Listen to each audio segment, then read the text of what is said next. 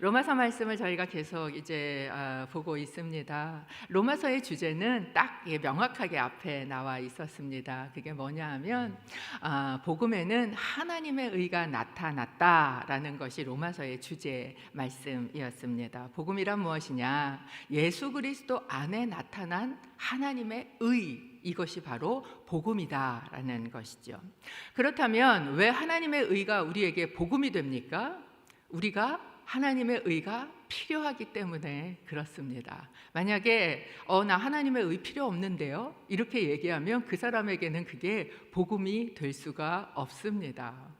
사도 바울은 우리가 하나님의 의가 필요한 이유, 이것이 복음인 이유는 우리 모두가 죄인이고 하나님의 의로우신 심판 아래 피할 수 없기 때문입니다 라고 이야기하고 있는 것이죠. 그래서 오늘 3장 9절 저희가 읽은 본문에 보면 이렇게 선포합니다. 그러면 무슨 말을 해야 하겠습니까? 우리가 더 낫습니까? 결코 그렇지 않습니다. 유대 사람이나 그리스 사람이나 다 죄 아래 있다고 우리가 이미 선언했습니다. 바울의 결론은 무엇입니까? 우리는 모두가 다 죄 아래에 있습니다. 이 아래라는 건 무엇이에요? 억압당하고 있습니다. 묶여 있습니다. 죄에서 자유할 수가 없습니다 라는 이야기를 하고 있는 것이죠. 그리고 이렇게 선언하기 위해서 앞에서 사도 바울은요, 전 인류의 사람을 세 그룹으로 나누어서 어느 한 그룹도 다 예외가 없이 죄 아래 있고 그들은 하나님의 심판을 피할 수 없다는 것을 조목조목 논증하며 왔습니다. 그리고 이제 오늘 그 마지막 결론의 이야기에 저희가 도달해 있는 것이죠. 사도 바울이 얘기했던 그 하나님의 진노를 피할 수 없는 이 인류의 세 종류의 사람들, 세 그룹의 사람들, 첫 번째는 누구였냐면 죄를 짓고 있는 사람들, 이방인들이었습니다. 그들의 특징은 불의와 탐욕과 악의와 시기와 수군거림과 분쟁, 그런 것들이 그들의 특징이다라고 이야기를 했어요. 이렇게 죄를 지으면서 살고자 하니까 뭐가 불편하냐면 하나님의 존재가 불편한 겁니다. 그러니까 어떻게 합니까? 하나님은 없다고 이야기를 합니다. 그리고 자기의 행동을 합리화하는 사람들입니다. 그렇다면 이 사람들은 왜 이렇게 되었을까? 사도 바울은 그들은 하나님이 내버려 두셨기 때문에 그렇다라고 이야기를 합니다. 사춘기를 지나는 자녀들이 부모한테 제일 많이 하는 말이 뭐예요? 나 좀 내버려둬, 이렇게 이야기하지 않습니까? 그런데 여러분, 하나님이요, 그래도 때릴 때 소망이 있어요. 하나님한테 징계를 받을 때 그래도 소망이 있는 겁니다. 하나님이 내버려 두시잖아요. 그러면 그것은 얼마나 두려운 일인지 모릅니다. 그렇게 내버려 뒀을 땐 소망이 없기 때문에 그래요. 그런데 알아야 될 건 뭐냐? 하나님께서 내버려 두셨다고 해서 하나님께 잊혀진 건 아니라는 거예요. 그 사람들은 무엇 아래 있습니까? 하나님의 심판이 있을 것입니다. 그리고 그 심판 때 그들은 분명히 기억될 것이다 라는 것입니다. 그들이 몰랐는데요 라고 이야기할 수 없는 이유는 그들이 아무리 부인해도 보는 모든 만물을 통해서 하나님이 계시다는 걸 알 수 있기 때문에 그들도 핑계댈 수 없이 하나님의 진노 아래 있는 사람입니다 라는 것이 첫 번째 그룹 사람이었어요. 두 번째 그룹은 누구였는가? 도덕론자들입니다. 사도 바울이 이야기한 첫 번째 사람들, 이렇게 죄를 짓고 사는 사람들, 막 이런 이야기를 하면 박수를 치면서 아유, 그러게 말이야, 세상이 왜 이렇게 악해져 가지고 어떻게 그렇게 악한 사람들이 있어? 그거 미친 사람들 아니야? 막 이렇게 이야기하면서 분노하면서 비판하고 있는 사람들이 두 번째 그룹의 사람들입니다. 그래서 2장 1절에 사도 바울은 그들을 이렇게 이야기했어요. 그러므로 남을 판단하는 사람이여, 그대는 변명할 수 없습니다. 그대는 남을 판단하는 그것으로 그대 스스로 정죄하고 있습니다. 남을 판단하는 그대가 똑같은 일을 행하기 때문입니다. 두 번째, 이 도덕론자인 사람들, 다른 사람들을 판단하고 비판하고 있는 사람들, 그 사람들의 가장 큰 취미는 바로 판단입니다. 여러분, 왜 판단하면 안 될까요? 판단한다는 그 사실, 판단을 하면 안 되는 이유는 내가 판단한 그 판단으로 내가 판단받고 심판받을 것이기 때문에 그렇습니다. 이 판단을 하고 있는 사람들의 전제가 하나 있습니다. 다른 사람들을 막 판단하고 비판하고 정죄하고 하고 있는 그 말의 뒤에는 가로가 하나 있어요. 숨겨진 괄호. 그 괄호에는 뭐가 써 있냐면 나는 빼고 이게 써 있습니다. 다른 사람을 판단하고 비판하고 정죄할 때 그 속에는 어떤 생각이 있느냐? 나는 다르지, 나는 그렇지 않지 라는 생각을 가지고 있다라는 거예요. 이런 사람들의 그 특징이 두 가지가 있는데, 그 중에 첫 번째는 뭐냐 하면 다른 사람의 실수와 잘못에 아주 민감합니다. 왜냐하면 나는 그들과 다르다고 생각하기 때문에 그런 것이지요. 그렇기 때문에 이 사람들이 가지는 것은 무엇이냐? 우월의식과 교만을 가지고 삽니다. 특히 교회에 와서 VIP 대접 받고 싶은 사람들, 어디 가나 나는 돈도 있고 배운 것도 많고 나는 좀 특별하게 대우받아야 돼 라고 생각하고 있는 사람들이 이 그룹에 속할 수 있습니다.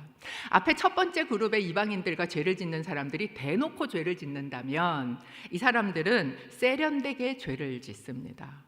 그래서 어떻게든 자기가 지은 죄는 숨기고 밖에 나가면 굉장히 그럴듯하고 세련되고 선한 모습으로 얼굴에 가면을 쓰고 살게 되는 것이죠. 그러니까 이 사람들은 위선에 빠질 수밖에 없다라는 거예요. 신문에 오르내리는 사람들, 감옥에 왔다 갔다 하는 사람들, 이런 사람들을 다 손가락질하고 비판하고 판단하고 있지만, 사실은 감옥에 간 사람들은 누구예요? 들킨 죄인이고, 이 사람들은 누굽니까? 안 들킨 죄인일 뿐이다 라는 것입니다. 이 사람들의 두 번째 특징 무엇이냐? 고집스럽다라는 거예요. 2장 5절에 보면 사도 바울은 이렇게 이야기를 했었습니다. 그대의 고집과 회개하지 않는 마음 때문에 그대는 진노의 날, 곧 하나님의 의로운 심판이 나타날 그날에 그대에게 임할 진노를 쌓고 있습니다. 여러분, 옳은 걸 주장하면 고집이라고 하지 않습니다. 그것은 신념이라고 합니다. 그런데 이게 틀린 줄도 알면서 그것을 고치지도 않고 그것을 계속해서 주장하고 있다면 그것은 고집입니다. 하나님을 거부한 사람들이 변명할 수 없듯이, 이렇게 다른 사람을 비판하고 판단하는 도덕론자들도 하나님의 심판 앞에 변명할 수 없습니다. 왜냐하면 내가 누군가에게 이거 잘못이잖아 라고 비판했다면 나는 몰라서 그랬어요 라고 말할 수 없는 거예요. 그 비판을 했다는 사실은 나는 이미 그것이 잘못이라는 것을 알고 있었다라는 것을 의미하고 있기 때문에 그렇습니다. 그렇기 때문에 이 사람들이 아무리 사람들은 그럴듯하게 속일 수 있을지 모르지만 하나님은 속일 수 없다라는 사실을 알아야 합니다. 2장 11절에 사도 바울은 그래서 이 도덕론자들에 대해서 이런 이야기를 했어요. 함께 좀 같이 읽어볼까요? 함께 읽습니다. 이는 하나님께서 사람을 편애하시지 않기 때문입니다. 우리말에는 편애하시지 않기 때문입니다 라고 이야기를 하고 있지만, 개역에 보면 하나님은 사람을 외모로 취하지 않으시기 때문입니다 라고 이야기를 하고 있습니다. 무엇은 얘기입니까? 하나님께서는 그 사람의 중심을 보고 계시다라는 거예요. 네가 살인하지 않았기 때문에 지금 살인죄를 지은 그 사람을 손가락질하고 심판하고 비판하고 있느냐? 네 속에 있는 누군가를 미워하고 있다면 이미 그것은 살인죄라는 걸 왜 모르느냐? 누군가 굉장히 더러운 그런 간음의 죄를 지고 있는 것 때문에 네가 비판하고 손가락질하고 있느냐? 그렇다면 네 속에 있는 음욕이 있다면 그것은 이미 네가 그 죄를 지은 것이라는 사실을 왜 모르고 있느냐라는 이야기를 하고 있다라는 것이죠. 어떤 앙케이트 조사에 남자들을 대상으로 설문조사를 했습니다. 비행기를 갈아타는 어느 외국에서 하룻밤을 지내게 됐는데 낯선 여자랑 하룻밤을 잘 수 있는 기회가 당신에게 주어졌습니다. 아무도 모릅니다. 그렇다면 그 하룻밤을 즐기시겠습니까? 그냥 거부하시겠습니까? 라는 앙케이트 질문에 무려 85%의 사람이 그렇게 할 것 같다라고 이야기를 했다라는 것이죠. 여러분, 우리가 누군가를 손가락질하고 판단하고 정죄하고 있을지 모르지만 내가 그 자리에 되지 않았기 때문에 그 죄를 안 지었을 수도 있다라는 것이지. 그렇기 때문에 2장 16절에서 사도 바울은 이런 이야기를 했지요. 이런 일은 내가 전한 복음대로 하나님께서 그리스도 예수를 통해 사람들의 은밀한 것을 심판하실 그날에 일어날 것입니다. 이게 무슨 이야기입니까? 우리가 아무도 모르게 했던 그 말이 심판날에는 옥상 위에서 스피커로 들릴 수 있다라는 거예요. 내가 아무도 모르게 가지고 있었던 그것들이 모든 사람이 보는 앞에 공개될 수 있다라는 거예요. 네가 사람들 앞에 숨길 수 있었냐? 하나님 앞에서는 안 통한다. 예외가 없다라는 이야기를 하고 있는 것입니다. 이게 두 번째, 도덕론자들 여전히 하나님의 심판을 피할 수 없다라는 것이죠. 세 번째 사람은 어떤 사람입니까? 종교적인 사람들입니다. 특별히 사도 바울은 유대인에 대한 이야기를 하고 있었어요. 유대인의 특별함이 무엇인가? 유대인의 특별함은요, 말씀을 맡았다라는 것입니다. 그들에게 율법이 있었어요. 율법이 있다는 이야기는 뭐예요? 무엇이 선하고 무엇이 악한지를 잘 분별할 수 있고 안다라는 것을 의미하고, 그 말씀을 맡았다는 건 그걸 가지고 어린아이와 같은 사람들을 내가 도와주고 충고하고 가르칠 수 있다라는 것을 의미한다라는 것이죠. 그런데 그 사람들에게 사도 바울은 이렇게 이야기를 합니다. 당신이 가르치는 말과 당신의 행동은 왜 다릅니까? 라고 이야기를 하고 있는 거죠. 남은 가르치면서 왜 자신은 가르치지 않습니까? 도둑질 하지 말라고 말은 잘하면서 당신은 왜 남의 것을 탐냅니까? 간음하지 말라고 하면서 왜 당신은 간음을 합니까? 우상 숭배하지 하면 절대 안 된다고 말하면서 왜 신전 물건을 훔칩니까? 탐심이 우상 숭배라는 거 모릅니까? 라고 이야기를 하고 있는 것이죠. 여러분, 법을 아는 것과 법을 지키는 것은 다른 문제예요. 말씀을 아는 것과 말씀을 사는 건 다른 문제다라는 것이죠. 오누리 교회가 이제 이기 목사님으로 바뀌었을 때 저희 그 취임 예배 때 홍정길 목사님 오셔서 말씀 전해 주셨어요. 근데 제가 참 잊을 수 없는 그 목사님의 말씀이 뭐였냐면, 오누리 교회 좋은 교회입니다, 이렇게 이야기하셨어요. 그러면 좋은 교회 다닌다고 당신이 좋은 성도입니까? 이렇게 얘기하시는 거예요. 여러분, 우리가 좋은 말을 한다고 좋은 성도 아니에요. 말은 성경 말씀을 아무리 유창하게 읊어서 할 수 있지만, 그러나 그 말씀이 내 삶을 지키고 살고 있지 않다면 그 사람은 아무리 그걸 갖고 있는 그 유익이 하나도 없습니다 라는 이야기를 사도 바울이 하고 있는 것이죠. 이 종교적인 사람들이 붙잡고 있는 게 있어요. 그게 유대인들이 붙잡고 있는 것, 할례였습니다. 이 할례라는 것은 이 사람이 신앙인입니다 라는 것에 대한 외적인 표지를 나타내는 것이죠. 하나님의 공동체의 일원이 되었습니다 라는 것을 보여주는 외형적인 표시고, 그 커뮤니티 안에 들어갈 수 있는 자격 요건이 그때 이스라엘 사람들에겐 할례였습니다. 마치 교회도 다니고 기도도 오랜 시간 하고 또는 헌금도 하고 봉사도 하면서 유대인들이 자기는 할례 받았으니 쯔쯔 저 무할례자들이라고 내리깔아 보는 것처럼, 누군가 그렇지 않은 사람들을 똑같이 내리깔아 보고 있다면 그 사람은 이 유대인들이 할례를 붙잡고 행하는 것과 조금도 다르지 않다라는 이야기를 하고 있는 것이죠. 여러분, 우리가 이 종교적인 어떤 표지를 가지고 있다고 해서 하나님의 심판으로부터 자유합니까? 하나님께서는요, 종교인을 찾으시는 게 아니라 신앙인을 찾고 계시다라는 것이에요. 그렇기 때문에 정말 중요한 건 내가 겉으로 어떤 것을 하느냐가 아니라 하나님이 보시는 내가 누구냐라는 것이 정말 중요합니다 라고 이야기를 합니다. 지난주에 봤던 말씀이죠. 그래서 2장 28절 29절에는 사도 바울이 이렇게 이야기를 했습니다. 2장 28절에 겉으로 유대 사람이라고 해서 참 유대 사람이 아니고 몸에 받은 할례가 참 할례가 아닙니다. 오히려 속 사람이 유대 사람이라야 참 유대 사람이며 문자화된 율법에 의해서가 아니라 성령으로 마음에 받은 할례가 참 할례입니다. 그 칭찬은 사람에게서가 아니라 하나님에게서 옵니다 라고 이야기를 합니다. 여러분, 우리는요, 말씀의 홍수 속에 지금 살고 있습니다. 말씀을 다 잘 아실 수 있습니다. 일부 예배에 이른 아침 예배를 하러 나오신 여러분은 그 안에 말씀을 많이 읽었고 알고 계실 수 있어요. 아니어도 여러분 너튜브만 키면 얼마나 많은 정말 좋은 말씀들이 홍수처럼 쏟아지는 시대 가운데 우리가 살고 있습니까? 우리의 겉사람은 얼마든지 그럴듯할 수 있습니다. 그리고 믿는 사람으로서 세상을 쳐다보면서 혀를 끌끌 차면서 어쩌다 한국교회가 이런 모양이 되었지? 라고 비판하고 판단할 수 있습니다. 그러나 여러분, 내가 그것을 비판한다고 해서 내가 그 사람들과 다르다는 것을 증명합니까? 그렇지 않다는 거예요. 그건 너의 착각이다라고 이야기를 하는 것이죠. 무엇이 내가 다르다는 걸 증명할 수 있는가? 너의 겉사람이 아니라 너의 속사람이 어떤가라는 것이 네가 정말 다른가라는 것을 보여준다라는 것이죠. 사실 이 본문의 말씀을 이렇게 묵상을 하면 할수록 제가 참 설교하는 게 두려웠습니다. 왜냐하면 여기에 제일 해당하는 사람이 전 거예요. 목사인 거예요. 말씀을 잘 알고 말씀을 읽고 또 말씀을 가르치고 그렇게 살다 보니까 마치 나는 다르지라는 착각 속에 너무나 쉽게 빠질 수 있는 사람이 바로 나로구나 라는 생각이 드는 것이죠. 내가 가르치며 살다 보니까 내가 지키며 살고 있다고 착각하기가 쉬운 사람도 바로 나로구나 라는 생각이 드는 것입니다. 그러니까 누군가 나를 뭐라고 이야기하고 손가락질하거나 판단하면 그것에 대해서 마음이 안 좋고 화가 났고 왜 나를 좋게 말하지 않는 거야? 라고 생각이 들어갈 수밖에 없다라는 것이죠. 왜 남들이 다 나를 좋게 봐야 합니까? 나도 죄인인데. 그런데 나는 달라 라는 생각을 하고 있지는 않으냐라는 것이죠.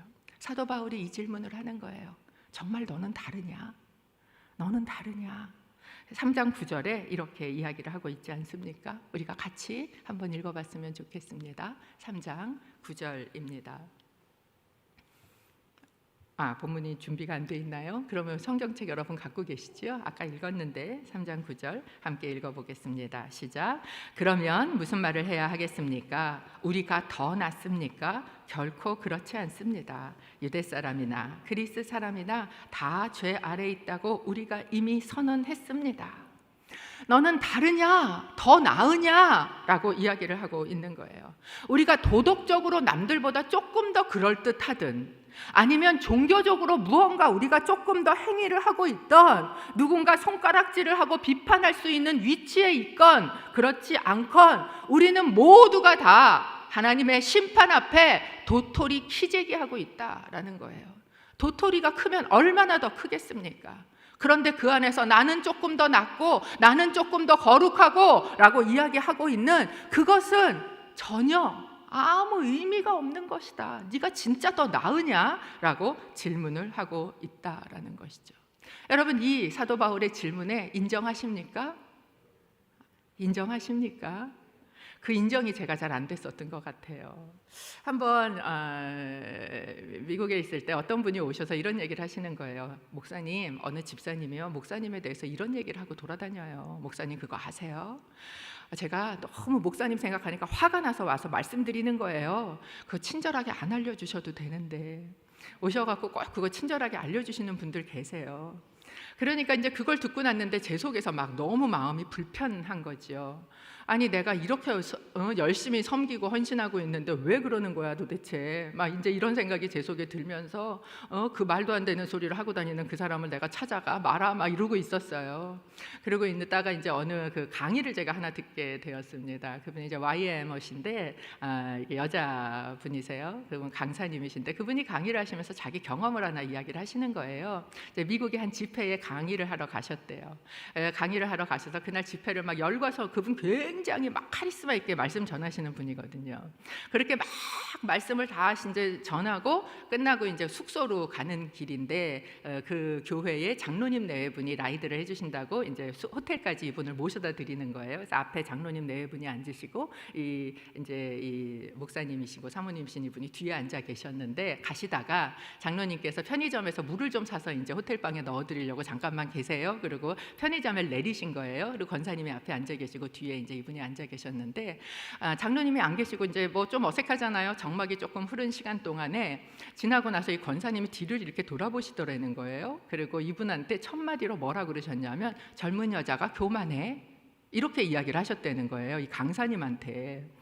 그러니까 이분이 너무 생각지도 않고 얻어맞았죠. 그러니까 뭐라고 얘기를 대응을 할 수가 없었어요. 그래서 이걸 내가 어떻게 말을 해야 되지? 이러고 이제 앉아서 막 당황스러워서 앉아 있는데 장로님이 물을 사갖고 오셨어요. 근데 분위기가 이상하니까 무슨 일이야? 라고 얘기를 하는데 권사님이 아무것도 아니에요. 이렇게 얘기하니까 거기다가 또 막 장로님한테 사실은 뭐 이러고 이럴 수도 없고 하여간 아무 말도 못하고 사준 물만 들고 호텔방에 들어오신 거죠.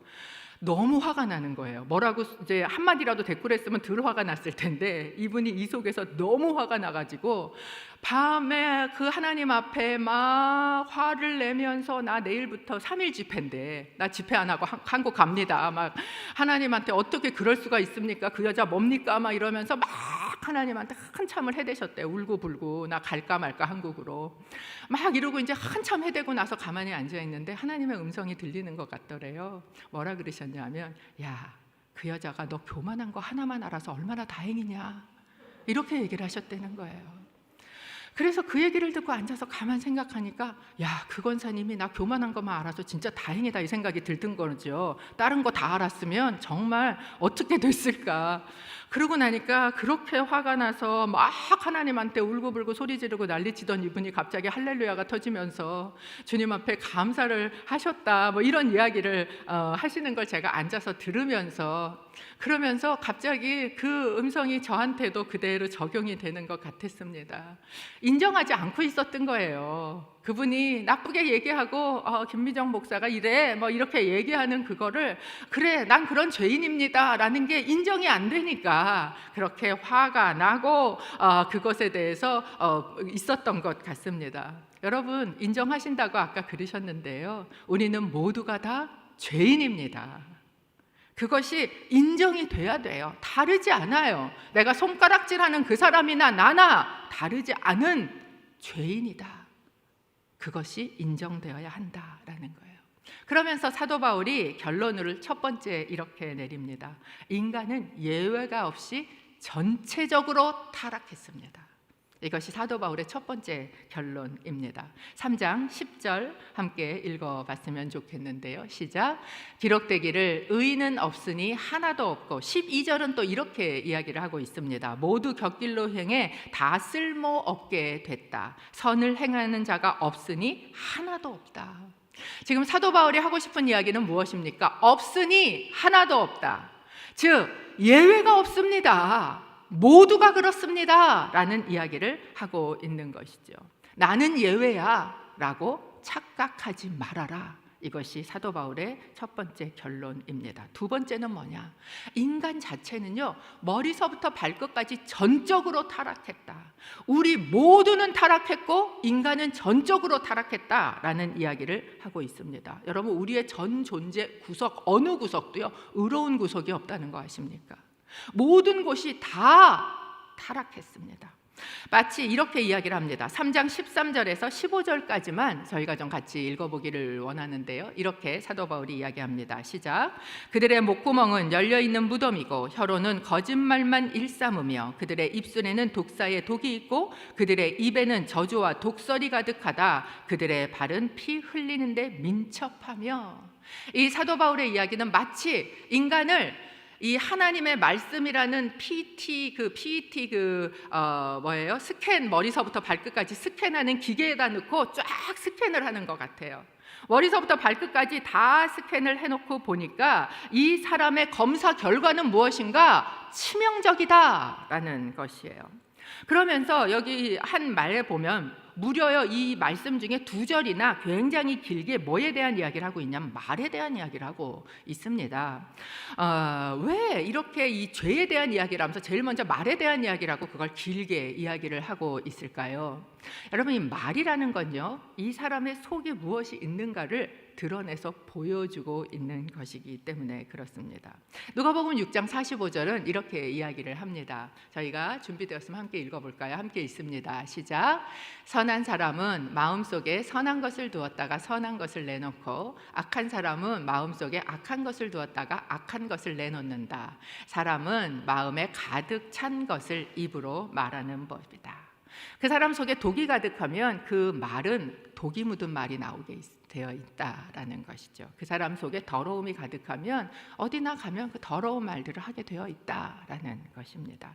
어떤 사람 안에 불평이 가득하잖아요. 앉으면 불평만 하는 사람, 그 사람은 그 속에 불평이 꽉 찬 사람입니다. 어디만 가 누구만 만나면 돈 얘기하는 사람, 그 사람은 그 속에요 돈만 꽉 차 있는 사람이다라는 것을 이야기해주고 있는 것이죠. 결국 우리 속에 가득한 것이 무엇인가? 그것이 우리 입으로 나오게 되어 있다라는 거예요.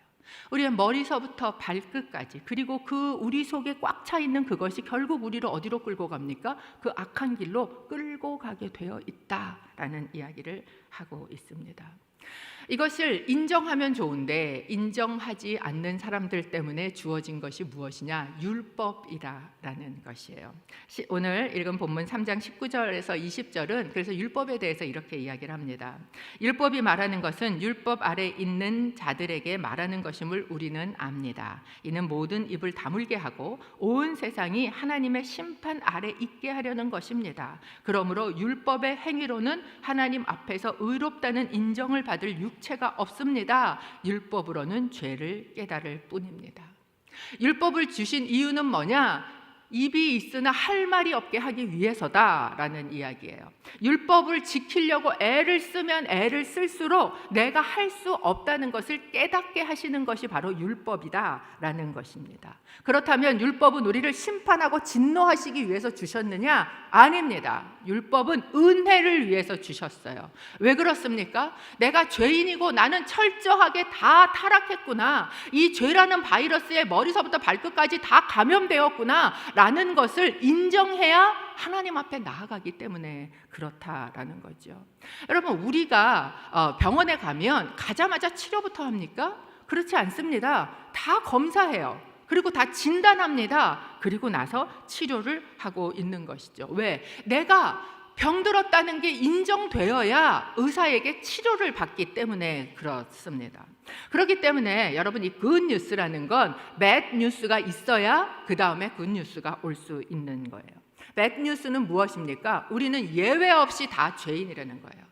우리는 하나님의 의로우신 심판 아래 무조건 다 받을 수밖에 없는 자다라는 것이에요. 머리서부터 발끝까지 죄라는 바이러스에 병들어 있는 자입니다 라는 것이 바로 이 배드 뉴스예요. 그런데 복음은 무엇입니까? 그런 당신에게 치료제가 있습니다. 복음은 이 치료제가 무료입니다 라는 이야기를 하고 있는 것이 바로 복음이다라는 거죠. 그 치료제는 바로 예수 그리스도십니다. 그것이 굿뉴스, 복음이다라는 것이죠. 여러분, 우리의 구원은요, 우리의 의로움은요, 내가 철저하게 죄인입니다, 다르지 않습니다 라는 것을 인정할 때 받을 수 있어요. 그리고 그 복음은 예수 그리스도를 통해서만 우리는 이 죄에서부터 온전히 치유가 될 수 있습니다. 드러난 죄든 감추인 죄든 그것으로만 온전히 우리는 구원받을 수 있습니다. 의롭게 될 수 있습니다 라는 것이 복음이다 라는 사실입니다. 여러분, 우리는요, 더 이상 종교인으로 만족하지 않게 되기를 바랍니다. 종교인은 마치 뭐와 같으냐면 런닝머신 위에서 달리게 하는 것 같아요. 힘을 쓰고 애를 쓰고 열심히 달리는데 앞으로 한 발자국도 못 나가요. 맨날 있는 자리 똑같이 거기 서서 맨날 달리기만 하는 것, 그것이 바로 종교인의 모습입니다. 그러나 여러분, 하나님은 우리에게 복음을 주셨어요. 예수 그리스도세요. 그분의 성령을 우리 가운데 주셨어요. 그럴 때 우리는 그 위에서 달리는 것이 아니라 하나님의 나라 안에서 온 세상을 향해서 달려나갈 수 있는 신앙인이 되는 줄로 믿습니다. 이것이 복음입니다. 이 복음이 우리를 새롭게 하는 은혜가 여러분 가운데, 또 이번 주 가운데 있게 되시기를 주님의 이름으로 축복합니다. 함께 기도하기를 원합니다. 하나님 아버지, 우리가 이방인이든 아니면 내가 윤리적으로 도덕적으로 누구보다 조금 나은 사람이든 아니면 내가 종교적으로 무엇인가를 열심히 행하는 사람이든 모두가 다 죄인이요, 모두가 다 하나님의 심판을 피할 수 없는 자인데 아들 예수 그리스도를 주셔서 아무것도 없이 그저 믿음으로 우리를 의롭다고 불러주시는 이 복음이 있음을 인해서 감사합니다. 하나님, 이 복음을 놓고 다시 종교인으로 돌아가지 말게 하여 주옵소서. 오늘도 하나님 나라 안에, 그 복음 안에 신앙인으로 살아가는 믿음의 사람이 되게 하여 주옵소서. 예수님의 이름으로 기도합니다. 아멘.